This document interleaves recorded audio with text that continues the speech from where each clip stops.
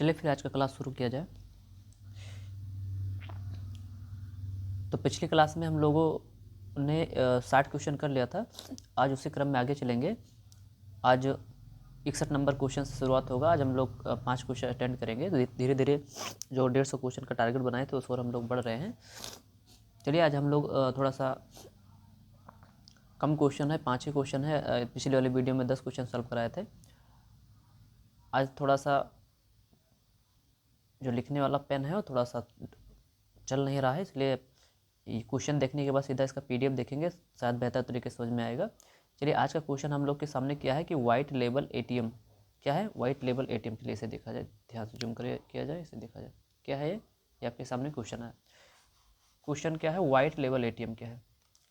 ये पूछ रहा है कि वाइट लेबल एटीएम के संदर्भ में निम्नलिखित कथनों पर विचार कीजिए। पहला कह रहा है, ये शुल्क लेकर सभी ग्राहकों को सेवाएं प्रदान करता है। इनका स्वामित्व और संचालन भारतीय राष्ट्रीय भुगतान निगम NPCI द्वारा किया जाता है। ये आपके सामने क्वेश्चन है, ठीक है। तो व्हाइट लेबल एटीएम के बारे में क्वेश्चन पूछ रहा है, व्हाइट लेबल एटीएम, ठीक है, व्हाइट लेबल एटीएम। तो व्हाइट लेबल एटीएम के बारे में क्वेश्चन पूछा गया है। इसमें 2 ऑप्शन दिए गए हैं। कह रहा है कि व्हाइट लेबल एटीएम जो होता है शुल्क लेकर सभी ग्राहकों को सेवाएं प्रदान करता है। इनका स्वामित्व और संचालन भारतीय राष्ट्रीय भुगतान निगम NPCI द्वारा किया जाता है। चलिए इसका हम लोग आंसर देखें। चलिए यहाँ पर इसके बारे में दिया गया, ध्यान से देखिए। चलिए आपके सामने आता है NPCI, ये आ गया NPCI, ठीक, वाइट लेबल एटीएम।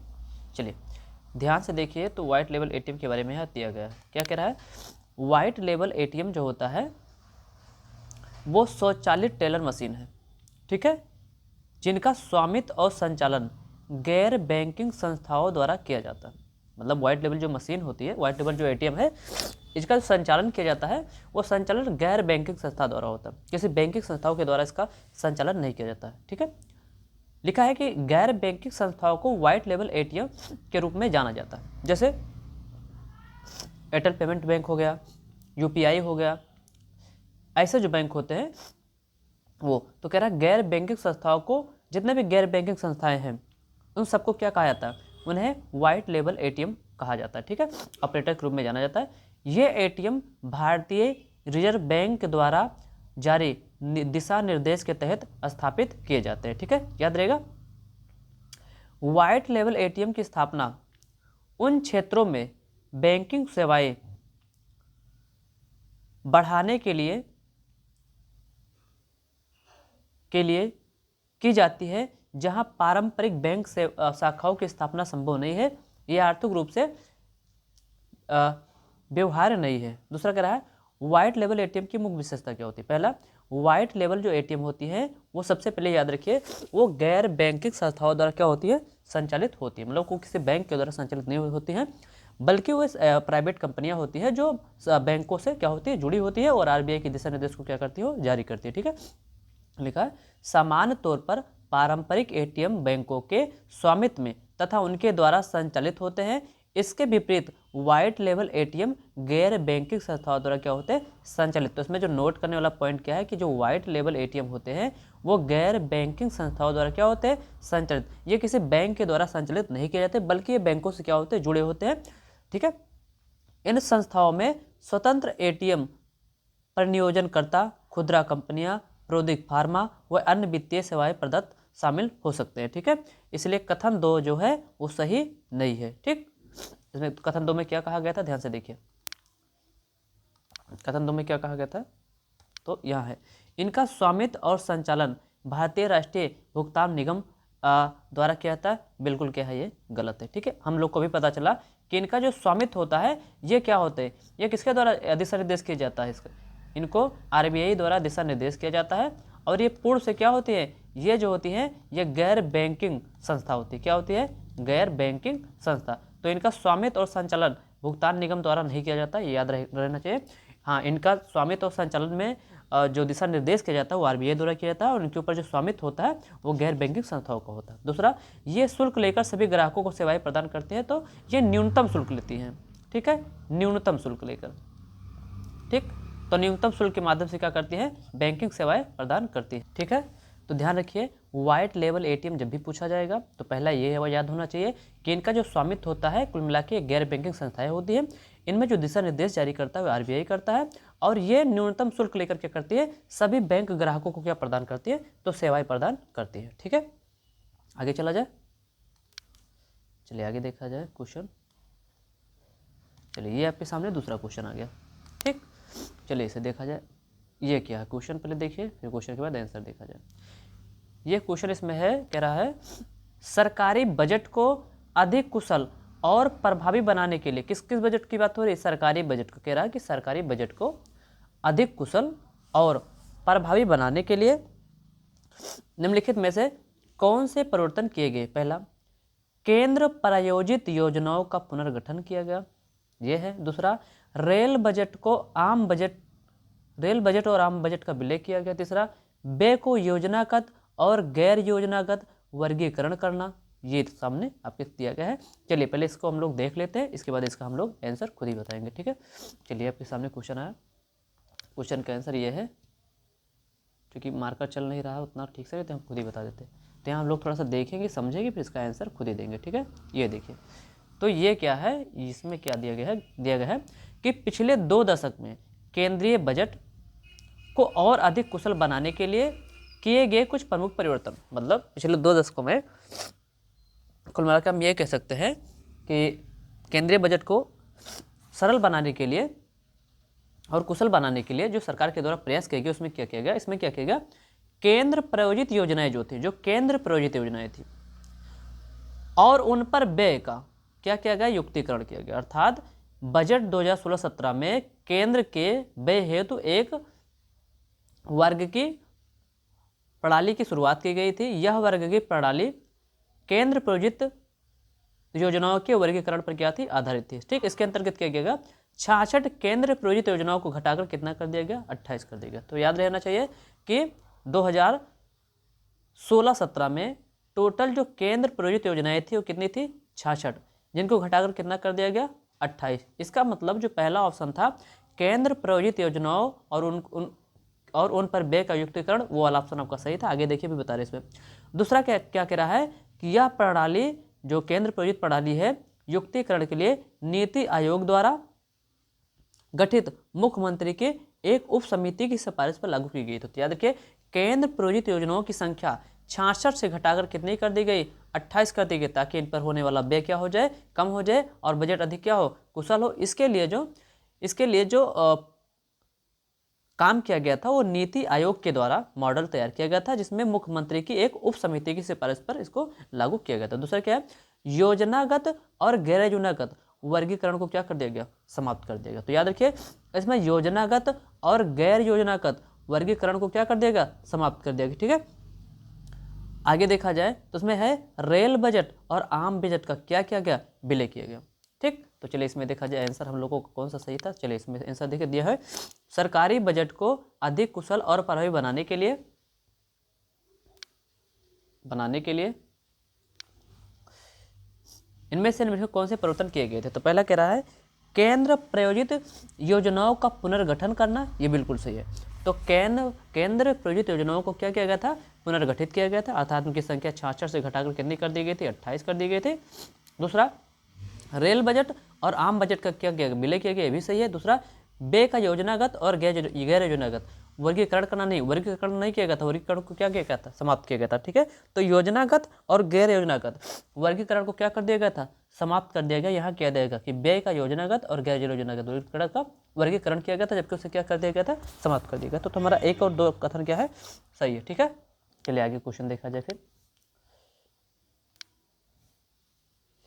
यार नंबर हो गया। चलिए आपके सामने एक नया क्वेश्चन आता है, ये थोड़ा सा आसान क्वेश्चन है। चलिए ये देखिए, आपके सामने आया क्वेश्चन दिया है, क्रिस्टल मेज 2 के संदर्भ में निम्नलिखित कथनों पर क्या कीजिए, विचार कीजिए। तो कह रहा है, यह मेक इन इंडिया पहल के तहत भारत द्वारा विकसित एक उन्नत वायु प्रक्षेपित मिसाइल है। दूसरा, यह 250 किलोमीटर से अधिक दूरी तक लक्ष्य को भेदने में सक्षम है।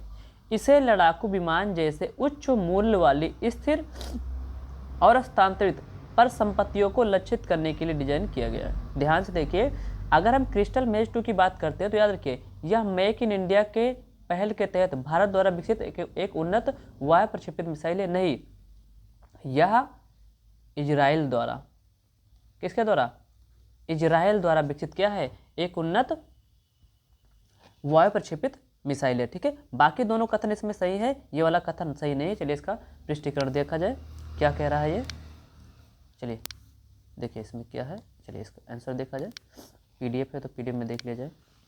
चलिए देखिए, पढ़िए और ध्यान से देखिए इसमें कौन सा आंसर सही था। तो आपका क्वेश्चन पूछा गया था क्रिस्टल मेज 2 के बारे में। तो यहाँ देखिए ये कह रहा है कि क्रिस्टल मेज 2 जो है ये इजराइल द्वारा विकसित एक उन्नत वायु प्रक्षेपित मिसाइल है। तो पहला कथन तो वैसे ही गलत हो गया। तो क्रिस्टल मेज 2 जो है वो इजराइल द्वारा विकसित किया गया क्या है? एक उन्नत वायु प्रक्षेपित मिसाइल है। ठीक, अगर देखा जाए जो लक्ष्यों पर सटीक हमला के लिए क्या किया गया है? डिजाइन किया गया है। ठीक है, यह मिसाइल लंबी दूरी से भारी किलेबंदी ठिकाने पर क्या किया जाता है? इसे हमले किया है, जिससे न्यूनतम पार्थिव क्षति सुनिश्चित होती है। यह युद्ध प्रदेशों में अपनी सटीकता और विषमता के लिए जाना जाता है। मतलब युद्ध में यह अपनी सटीकता निशानी के लिए क्या होता है? जाना जाता है। अगर आगे देखा जाए तो दूसरा कथन क्या था? भारतीय वायुसेना ने क्रिस्टल मेज 2 के वायु प्रक्षेपित बैलिस्टिक मिसाइल का क्या किया है? सफलतापूर्वक परीक्षण किया। तो याद रखिए क्रिस्टल मेज 2 के तहत भारतीय वायुसेना ने वायु प्रक्षेपित बैलिस्टिक मिसाइल का क्या किया है? सफलतापूर्वक परीक्षण किया, ना कि क्रिस्टल मेज 2 को इनके द्वारा विकसित किया गया। मतलब क्रिस्टल मेज 2 में जो मिसाइलें लगती है, बैलिस्टिक मिसाइलें, उसका क्या किया गया? सफल परीक्षण भारतीयों के द्वारा किया गया था। जबकि इसकी जो मारक क्षमता है वो 250 किलोमीटर से अधिक है। तो ये वाला कथन बिल्कुल सही था। आगे दे गया, विभिन्न प्लेटफार्मों में मिसाइल का एकीकरण विविध युद्ध वातावरण में इनके प्रचलन, लचीलेपन और प्रभावशीलता बढ़ता है। इसे संभावित विरोधियों की लंबी दूरी के रडार और वायु रक्षा प्रणालियों से उच्च मूल्य वाली स्थिर स्थानांतरित परिसंपत्तियों को लक्षित करने में डिजाइन किया गया है। ठीक है, तो याद रखिए ये इतना याद रखिए, इसमें लिखने लायक है कि ये जीपीएस विहीन वातावरण के लिए क्या है? अधिक प्रभावी है। तो इसमें ज़्यादा लिखने की आवश्यकता नहीं है, जो वहाँ दिया गया था वही लिख लीजिए, उसमें थोड़ा सा बढ़ा के लिख लीजिएगा। करंट ओरिएंटेड क्वेश्चन है कि यह विशेष रूप से जीपीएस विहीन वातावरण में क्या होती है? प्रभावी होती है। तो ध्यान से देखिए, यहाँ जो दिया गया था, यहाँ पे जो दिया गया था इसे देखिए ध्यान से। यहाँ तो यहाँ लिखिए, यह मेक इन इंडिया के पहल के तहत भारत द्वारा विकसित किया गया। नहीं, तो इतना लिख लीजिएगा, इजराइल के द्वारा विकसित किया गया है। आगे इसमें बढ़ा के लिख लीजिएगा कि ये कथन तो सही है 250 किलोमीटर, ये भी सही इसमें लिख दीजिए, ये जीपीएस विहीन वातावरण के लिए क्या है? अधिक प्रभावी है। तो ये इतना ऐड कर लीजिएगा, बाकी आंसर सही है। चलिए आगे देखा जाए। चलिए ये आपके सामने क्वेश्चन है। ठीक, आपके सामने ये क्वेश्चन है, अंतर्राष्ट्रीय मुद्रा कोष द्वारा निम्नलिखित में कौन सी रिपोर्ट प्रकाशित की जाती है? तो आईएमएफ के द्वारा कौन सी रिपोर्टें प्रकाशित की जाती है? ये आपके सामने आज क्वेश्चन दिया गया है कि अंतर्राष्ट्रीय मुद्रा कोष के द्वारा निम्नलिखित में से कौन सी रिपोर्ट प्रकाशित की जाती है? ठीक, पहला world economic outlook, global economic prospects report, तीसरा द फिस्कल मॉनिटर, ये दिया गया है मॉनिटर। ये 3 क्वेश्चन दिया गया है। ठीक है, चलिए हम लोग इसे ध्यान से देखें, पहले इसके बारे में पढ़ते फिर इसका आंसर देते हैं। ठीक है, चलिए पहले पढ़ा जाए फिर इसका आंसर अपने आप ही मिल जाएगा। चलिए देखिए ध्यान से, जूम किया जाए थोड़ा सा, इसे थोड़ा सा देखिए, ये थोड़ा देखेंगे। तो सबसे पहले हम लोग देखें ये तो सब ब्लर है, लिखा गया है अंतर्राष्ट्रीय मुद्रा कोष के बारे में। पहले देखिए कि अंतर्राष्ट्रीय मुद्रा कोष की स्थापना कब की गई थी? 1944 में की गई थी। याद होना चाहिए, ब्रेटन वुड्स समझौता में 44 देशों के सम्मेलन में, मतलब इसमें 44 देश शामिल थे। तो याद रखिए, पहली बात तो आईएमएफ की जो स्थापना की गई थी वो 1944 में की गई थी। एक समझौता होता है ब्रेटन वुड्स समझौता में, जहाँ 44 देशों की मौजूदगी में इसकी स्थापना की गई थी।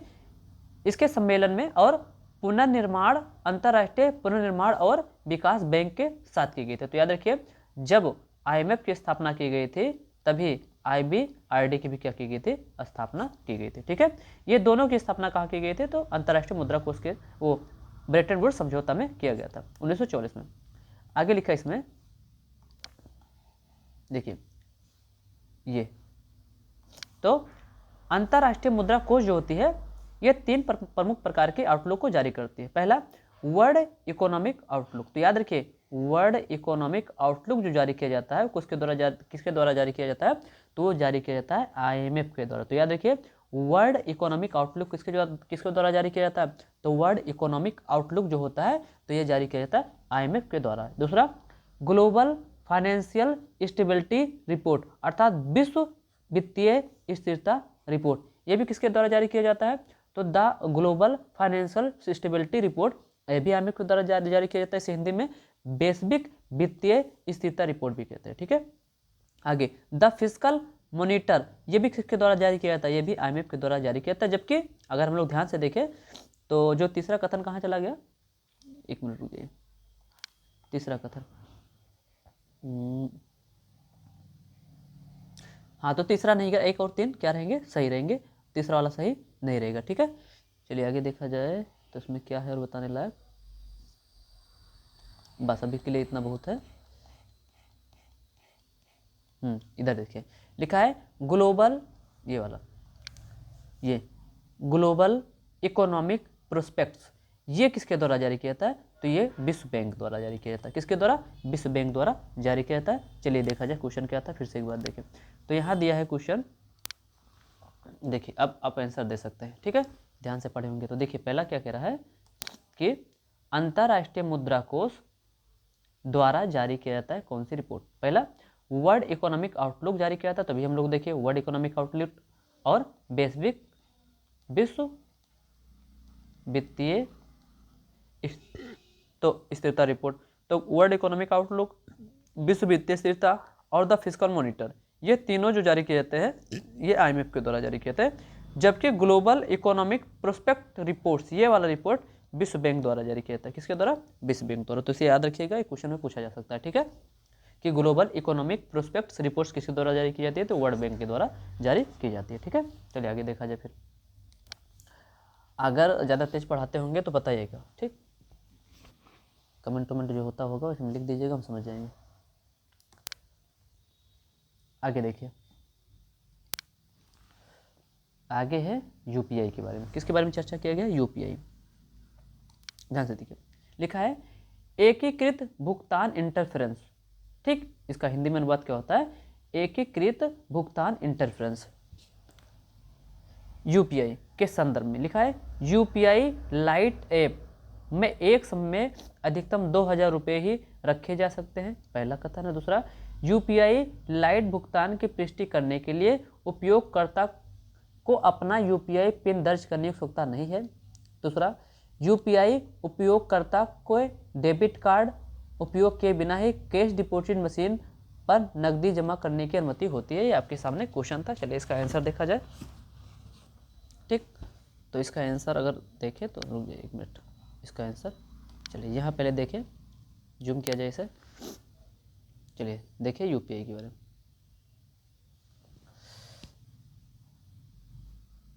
तो पहला RBI ने नगद जमा से लेकर PPI वॉलेट इंटरबिलिटी तक 2 नए UPI फीचर प्रस्तुत किए। तो मतलब ये जो RBI ये जो UPI लाइट जो जारी किया गया है, ये किसके द्वारा जारी किया गया है, ये फीचर RBI के द्वारा जारी किया गया है। ठीक है, लिखा है एकीकृत भुगतान इंटरफेरेंस UPI भारत में एक क्रांतिकारी डिजिटल क्या है, भुगतान प्रणाली है। तो याद रखिए जो UPI होती है, UPI RBI के द्वारा ही जारी किया गया फीचर है। UPI की विशेषता, UPI जो होती है, UPI जो लेन देन होता है 24 घंटे होता है, सरल और सुविधाजनक होता है, बिना IFSC कोड के। ठीक है, इसमें IFSC कोड याद नहीं रखने की जरूरत होती है। और याद रखिए ये सुरक्षित लेन देन में क्या होती है, पिन द्वारा सुरक्षित होती है। मतलब जो UPI होती है, UPI में आपके मोबाइल में एक पिन होता है, आप पिन डालेंगे तब आपका UPI खुलेगा, सुरक्षित होता है। इसमें IFSC कोड की आवश्यकता नहीं होती है, 24 घंटे क्या होती है इसमें सेवा कार्यरत होता है। ठीक है, आगे देखें तो रुक जाइए, इसमें आगे देखा जाए, पहले हमको इधर किया जाए, इधर आए। अब देखिए, अब यहाँ पढ़िए, चलिए यहाँ देखिए। ठीक, और याद रखिए यूपीआई से जो लेन देन होता है बिल्कुल क्या होता है, निःशुल्क होता है, ठीक है। जबकि अभी देखें तो व्हाइट लेबल एटीएम में थोड़ा सा थोड़ा मतलब न्यूनतम मात्रा में क्या लिया जाता है, शुल्क लिया जाता था। यहाँ यूपीआई में शुल्क नहीं लिया जाता, ये बिल्कुल निःशुल्क होता है। यूपीआई से लेन देन जो होता है, लेन देन करने पर इसमें जो होती है निःशुल्क प्रणाली होती है, ठीक है, इसमें पैसा नहीं लगता है यूपीआई से लेन देन करने में। आगे देखिए, अब आता है इसी का एकीकृत भुगतान इंटरफेरेंस लाइट, यूपीआई लाइट। तो यूपीआई लाइट क्या है, तो यूपीआई लाइट जो होती है यह एक ऐसी सुविधा है जो ऑनलाइन डिवाइस वॉलेट कार्य क्षमता शुरू करके यूपीआई प्लेटफॉर्म की क्षमता को, चलिए इसको समझाते हैं। कुल मिलाकर याद रखिए, जो जो यूपीआई लाइट होता है, याद रखिए जो यूपीआई होता है, यूपीआई तो जो है वो इंटरनेट के माध्यम से ही लेन देन होता है, लेकिन जो यूपीआई लाइट होता है बिना इंटरनेट कनेक्शन के भी कुछ रुपये तक का क्या कर सकता है, लेन देन कर सकता है। याद रखिए, ये बताना चाह रहे थे। यूपीआई जो है, यूपीआई जो होती है 24 घंटे कार्यरत होती है, 24x7 कभी भी। यूपीआई में निःशुल्क लेन देन होता है। यूपीआई में आईएफएससी कोड की जरूरत नहीं होती है। यूपीआई में एक पिन होता है, पिन डालेंगे तो आपका यूपीआई सुरक्षित रहेगा। इसमें क्या होता है, एकीकृत भुगतान इंटरफेरेंस लाइट में क्या होता है, यूपीआई लाइट में क्या होता है, यूपीआई लाइट बिना इंटरनेट कनेक्शन के भी कुछ पैसों का क्या कर सकता है, लेन देन कर सकता है। जबकि आप लोग को पता होगा कि यूपीआई के लिए इंटरनेट की आवश्यकता होती है, जबकि यूपीआई लाइट के लिए किसकी आवश्यकता नहीं होती है, तो इंटरनेट की आवश्यकता नहीं होती है, ठीक है। आगे देखिए इसमें, तो यूपीआई लाइट उपयोगकर्ता के स्मार्टफोन पर एक ऑन डिवाइस वॉलेट होता है, मतलब एक प्रकार का ये समझ लीजिए कि वॉलेट है, पर्स है, जैसे आप रखे रहते हैं पैसे के लिए, इसमें थोड़ा सा आपके मोबाइल में पैसा रहता है जो बिना इंटरनेट कनेक्शन के आप लेन देन कर सकते हैं। तो यूपीआई लाइट उपयोगकर्ता के स्मार्टफोन पर एक ऑन डिवाइस वॉलेट बनाता है। इस वॉलेट में थोड़ी मात्रा में धनराशि रखी जा सकती है। कुल मिला के ऐसे समझिए, से आप बाजार जाते हैं तो आप वॉलेट लेके जाते हैं अपना, आप क्या है कि आप वॉलेट लेके नहीं जाएंगे, डिजिटल माध्यम से आप यूपीआई लाइट को रख लीजिए। यूपीआई लाइट में कुछ पैसे होते हैं, उस पैसे से आप लेन देन कर सकते हैं बिना इंटरनेट कनेक्शन के, ठीक है। इसमें लिखा गया है कि यूपीआई लाइट वॉलेट में धनराशि संग्रहित कर यूपीआई, इसमें देखिए आप, यूपीआई प्रति लेन देन 500 रुपये तक का क्या कर सकता है, लेन देन कर सकता है, ठीक है।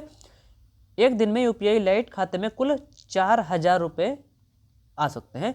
यूपीआई लाइट ऐप में एक समय में अधिकतम 2000 रुपये ही रखे जा सकते हैं। तो याद रखिए, यूपीआई लाइट में एक समय में अधिकतम कितने रुपये रखे जा सकते हैं, जो क्वेश्चन पूछा गया। तो याद रखिए, यूपीआई लाइट में जो बताने लायक है, यूपीआई लाइट में एक समय में 2000 रुपये रखे जा सकते हैं, ठीक है। कितने हज़ार रुपये रखे जा सकते हैं, 2000 रुपये। आगे आगे रखा है, चलिए आगे क्वेश्चन देखा जाए। हम लोग क्वेश्चन क्या था, बाकी हो गया, ठीक है। चलिए यहाँ देखिए, ये क्वेश्चन क्या कहा था, चलिए देखिए इसे, आप समझिए, आंसर दिए। आंसर इसमें क्वेश्चन क्या है, देखिए, तो इसमें था एकीकृत भुगतान इंटरफेरेंस यूपीआई के बारे में। तो यूपीआई लाइट, यूपीआई के बारे में नहीं पूछे थे, यूपीआई लाइट। तो यूपीआई लाइट ऐप में एक समय में अधिकतम 2000 रुपये रखे जा सकते हैं, बिल्कुल सही है। यूपीआई लाइट भुगतान की पुष्टि करने के लिए उपयोगकर्ता को अपना यूपीआई पिन दर्ज करने की आवश्यकता नहीं होती, बिल्कुल, यूपीआई से पिन नहीं लगता, ठीक है। आगे, यूपीआई उपयोगकर्ता को डेबिट क्रेडिट कार्ड का उपयोग किए बिना ही कैश डिपॉजिट मशीन पर नकदी जमा करने की अनुमति देता है, ठीक है, ये भी होता है, ठीक है। चलिए इसमें देखा जाए तो ठीक है, हाँ, तो सभी तीनों कथन क्या है, सही है, ठीक है। एक बार फिर से जूम करके देख लिया जाए इसे, चलिए देख लिया जाता है। चलिए एक बार फिर से देखें, तो क्या इसमें कह रहा है कि जो एकीकृत भुगतान इंटरफेरेंस यूपीआई है उसके बारे में, कि यूपीआई का जो नया फीचर यूपीआई लाइट ऐप में एक समय में कितने हज़ार रुपये तक रखे जा सकते हैं, 2000 भी बताए थे। यूपीआई लाइट भुगतान की पुष्टि करने के लिए उपयोगकर्ता को अपना यूपीआई पिन दर्ज करने की आवश्यकता नहीं, बिल्कुल, यूपीआई लाइट में थोड़ा सा पैसा होता है, इसके लिए पिन की आवश्यकता नहीं होती, जबकि यूपीआई में पिन की आवश्यकता होती है, ठीक, लेकिन यूपीआई लाइट में पिन की आवश्यकता नहीं होती है। आगे, यूपीआई उपयोगकर्ता को डेबिट कार्ड का उपयोग किए बिना कैश डिपॉजिट मशीन पर नकदी जमा करने की अनुमति, हाँ, इसमें थोड़ा सा नकदी जमा पैसा भी रखा जा सकता है, लेन देन भी किया जा सकता है। तीनों कथन क्या है, सही। चलिए आज के लिए बस इतना ही, थोड़ा सा समय के अभाव में बस इतना ही, आज 5 ही क्वेश्चन करेंगे। अगर आपको समझ में नहीं आता तो बताइए, समझ में आता तब भी बताइए। चलिए बाकी क्लास हम लोग कल देखेंगे, ठीक है।